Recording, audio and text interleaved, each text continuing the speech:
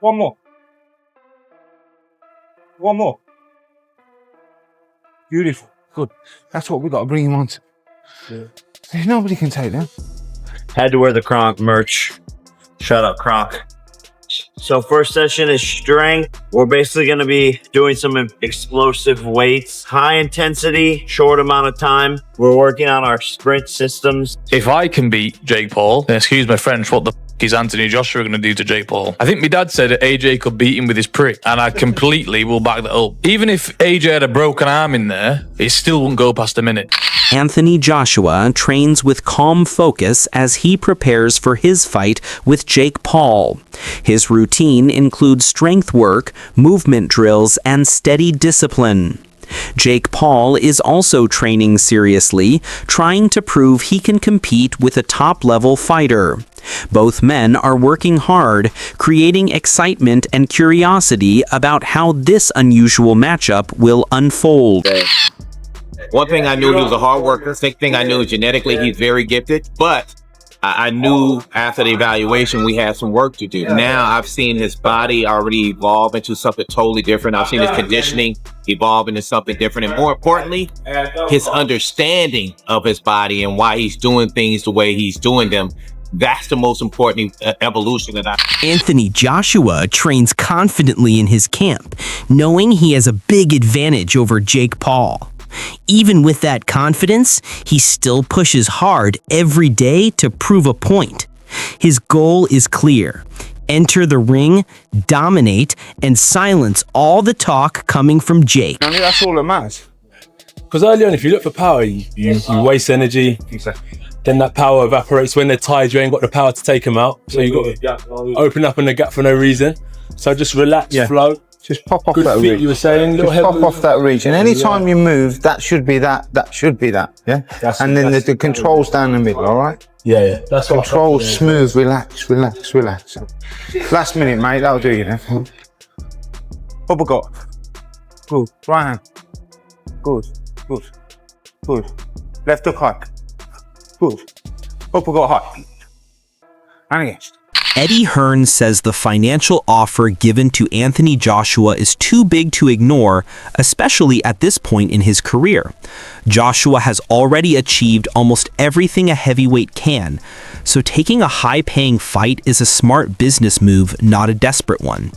Hearn explains that boxing is about money as much as legacy.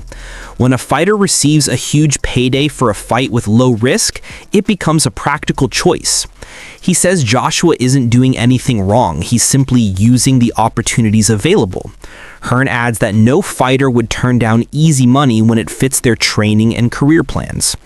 Since Jake Paul offered such a large purse, Joshua naturally accepted because boxing is also a business. Ring by Mike Coppinger, that one's in the works and looking likely for December. What can you tell? Yeah, not yet. I mean, there has been conversations, obviously. I think it comes down to how true, they are. Jake Paul is that he actually wants to fight. I mean, he's a madman if he wants to fight. But for some reason, and he thinks he can beat AJ. And I have to be honest, we were going to have a run out in December, over 8 rounds against a bloke you've never heard of. And we may end up having a run out against Jake Paul for a career high payday. I don't see how we can turn it down. When I asked you about it a couple of days ago, you said at that time you never really got into the financials. Have those been discussed now? Have you discussed the financial element? Yeah, there has been some conversations around that, and it is, it's a huge amount of money. And I think AJ would be mad if he didn't do it, and I think he will do it if Jake Paul is genuine. We may wake up tomorrow with these people and they've announced another fight. Honestly, anything could happen. So I still can't get my head around the fact that this guy wants to challenge AJ. Listen, respect to him if it's true, but we shall see. To end on that note, I spoke to Alfie Sharman earlier. He said that himself or DAZN have had no conversations about AJ potentially taking that fight. Obviously, AJ is exclusive to DAZN. What's the situation with regards to that? Because I know they'd want it on. Apparently the fight's done. Obviously it's not done because, those conversations have to take place. I'm very confident that I can have some positive conversations with DAZN. Obviously we'll be on a clock, but it's a 50-50. Last one from me. I saw Chris McKenna tweeted that Anthony Joshua currently doesn't have a British Boxing Board of Control licence. Obviously, it's not unusual for someone who isn't fighting currently and he's inactive to let it run out. But he'd have to apply for one to face Jake Paul again. and then they'd have to approve a fight. Do you think that'd be something? Experts point out that Joshua has already fought many of the strongest heavyweights of this era. Even after a 14-month break, they say the experience gap between him and Jake Paul is massive. Joshua spent years fighting champions and elite athletes, while Jake has not faced that level of competition. Although time away can affect any fighter, they still believe Joshua's power, reach, skills, and ring IQ give him a huge advantage. They argue that Joshua's past loss doesn't matter here because the opponents he faced are far above Jake Paul's level. In their view, even after time off, Joshua is still strong enough to control and dominate the fight whenever he wants. Right? And just to clarify, I don't class Otto Wallin as a very competitive fight. Every competitive fight that AJ is in from now until the end of his career and has been in for the last few years, I believe has taken something out of him. Every time he's in a competitive fight, even when he's won, and I'm not saying taken out of him to the extent where he's no longer a good fighter, no longer can do anything, but every single one has taken one out of him. So let's say, for example, you go down the Tony Yoka route and you can sell it as the 2 Olympic gold medalists and whatever. It's a lose-lose, mate. You're expected to knock him out. If you don't, then you go the distance. I think that's going to take something out of you. I actually think that this could be better prep for a Tyson Fury fight. Not just mentally as well, because he smokes him and it looks great, and then he's confident. This is what I'm saying, right? Not just from a stylistic boxing standpoint, but from the mental standpoint of the fact that if you go in there and you smoke Jake Paul, straight away, all of a sudden, it's headline news, it's massive, and as well as that, you're coming in off the back of something that's impressive, right? We all felt like the Francis Ngannou performance was really impressive, but it wasn't followed up with an impressive performance. So it doesn't actually determine whether or not... This is worse. This is worse than that. I don't know what you're thinking, Lawrence, but the Ngannou one, you could at least say heavyweight. You could say that his pedigree. So we didn't really... While he was coming from a different kind of method of fighting, end of the day, he's still a champion. We're talking about Jake Paul, guys.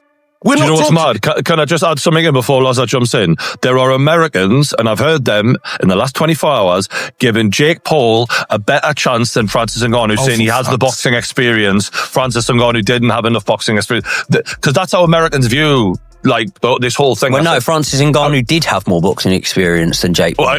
Well, yeah.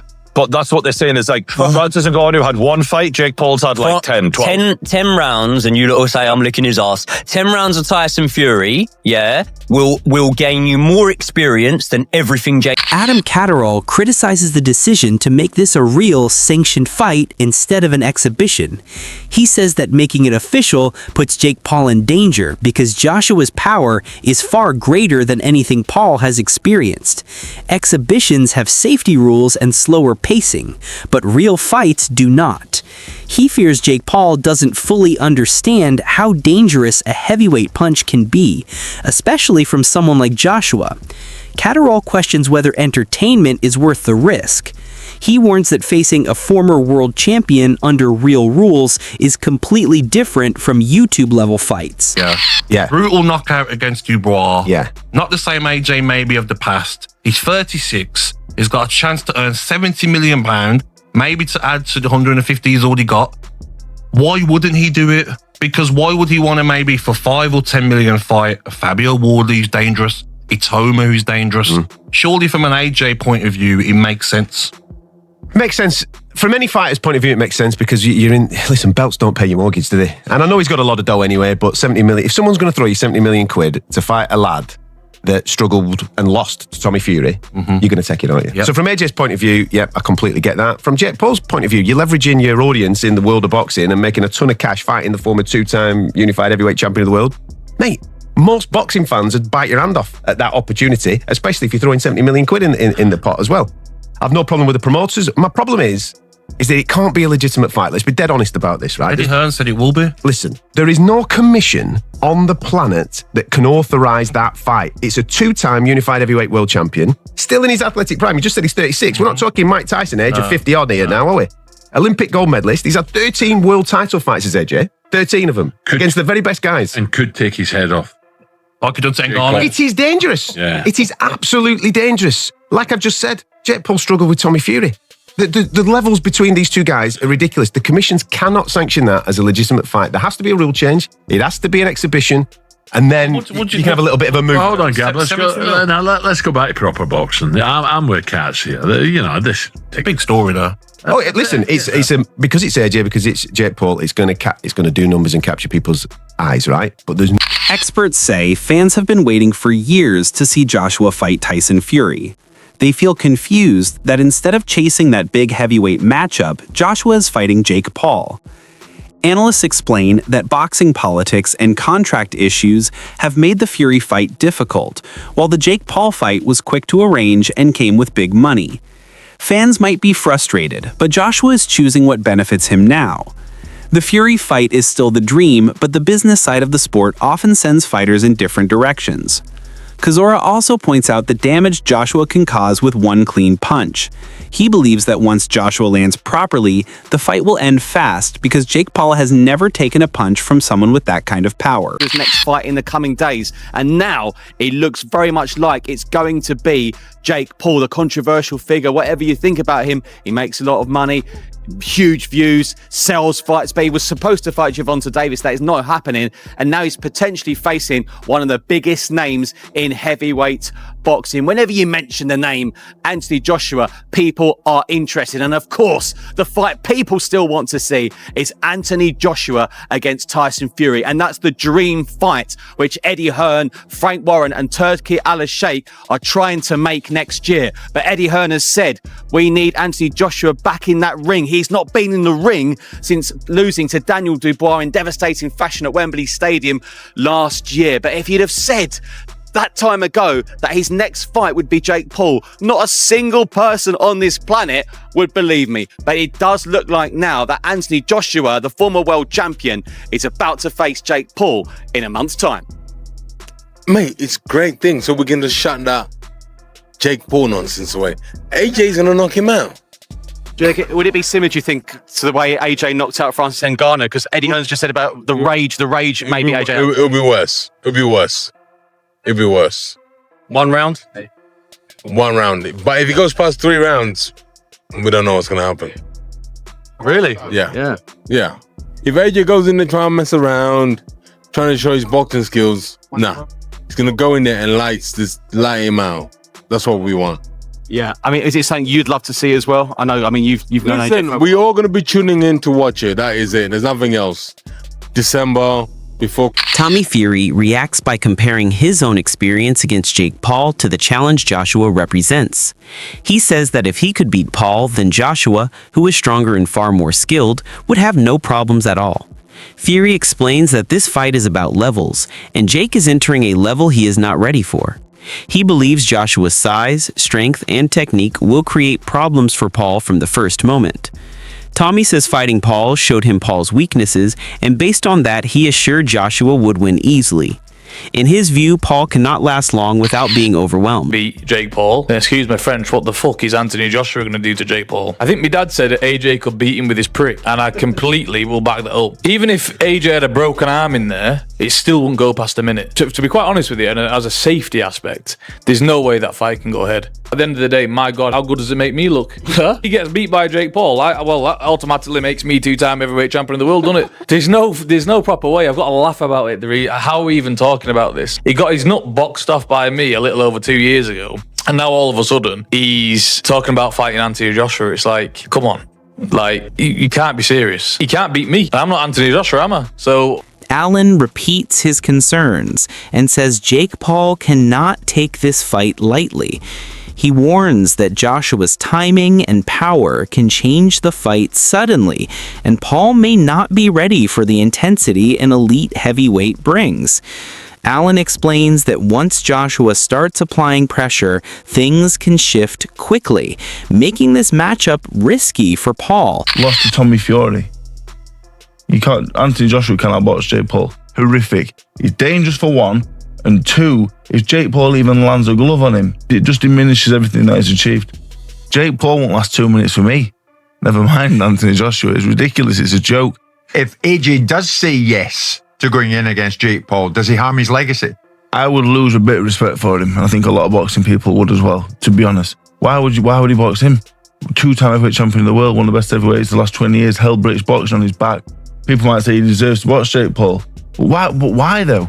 Why would he do it? Did you lose respect from when he fought Ngannou? Did you lose respect from Fury when he fought Ngannou? Ngannou's a serious fighting man. World champion of the mixed martial arts. It's a worrying thing, potentially, the damage that AJ could do to Jake Paul. He'll hurt him. Yeah, Jake Paul is a cruiserweight. You wouldn't put the Midlands area cruiserweight champion with Anthony Joshua. So why would you put Jake Paul in that? Just because he's a superstar, whatever. I don't know what he does. What does he do? What is he? A YouTuber. It's just not worth it. He's got enough money as it is. Why risk all that for a few more quid? I don't like it. David Hay says boxing can be unpredictable and warns that even though Joshua is the clear favorite, anything can happen in the ring. He acknowledges the danger Paul faces, but also reminds that no fighter should underestimate any opponent. Hay says Joshua must stay focused and not assume the fight will be too easy, because boxing often brings surprises. He adds that even though Joshua is older now, he is still strong and well-trained. He says Joshua is far from being a declining fighter and still has the skills to cause serious trouble for Jake Paul. Hay believes that if Joshua stays disciplined, his advantage will show quickly and the fight will clearly display the difference between a seasoned heavyweight and a developing crossover boxer. It was only a couple of months ago that we were told it was really close, and then it was Jake and Tank, and now that's off for other reasons. Your initial reaction to the fact that December Miami might be on? Yeah, jumping from Gervonta Davis all the way up to Anthony Joshua seems absurd. It doesn't seem like it's a reality. Seems very Jake Paul. It seems, but you know, sometimes these crazy things. Who would have ever thought Francis Ngannou would get a shot against Tyson Fury? When we first started talking about it, it's like, that's never going to happen. And when it did, we saw Tyson Fury have a very, very tough night, getting knocked down and scrape through on points. Anything's possible in boxing. I think the chances of Jake Paul beating Anthony Joshua, I don't know, he's got a very, very low chance. I can't see any way that Jake Paul can win a boxing match with 10, 12-ounce gloves on with Anthony Joshua. Anthony Joshua, you know, world champion, silver medalist, Olympic gold medalist, 2-time heavyweight champion. He's a top 10, top 5 in some people's arguments, heavyweight, and he hasn't gone that far over the hill. He's not Mike Tyson, nearly 60 years old. I can't see it happening, but if it can happen and AJ wants it, then obviously it's going to be a massive, massive payday as well as a massive spectacle. It would be an absolute crush box office numbers, and unfortunately for Jake, that will be potentially his last fight in boxing if that first bell rings.